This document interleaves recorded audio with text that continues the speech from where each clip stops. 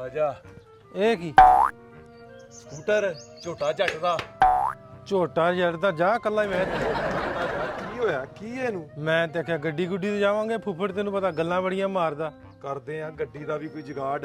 ਵਾਕਿਆ ਕਰੇਗਾ ਕਰਦੇ ਯਾਰ ਤੂੰ ਗੱਡੀ ਗੁੱਡੀ ਲੱਭ ਕੇ ਹੈਗੀ ਆ। ਮੀਆਂ ਵਕਾਸ ਸਾਹਿਬ। अच्छा जी माशाल्लाह ਠੀਕ ਜੇ नहीं ठीक है अन्ना मैं देखदा नहीं चंगा भला था खड़ा ਬੜਾ ਅਮੀਰ ਤਰੀਨ ਆ ਫੁੱਫੜ। लगदा कब्बा जी मेरा भी दस है ਇਹ ਮੀਆਂ ਸਾਹਿਬ ਆਪਣੇ ਫੁੱਫੜ ਨੇ। ਪੰਜੀਆਂ ਪਿੰਡਾਂ ਦੇ ਚੌਧਰੀ।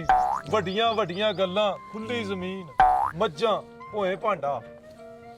आहो हाँ करियो आखे सुने मेरा भतीज ढोलकी लग गया कुट्टन ਨਾ ਫੁੱਫੜਾ ਕਲਾਕਾਰ ਆ।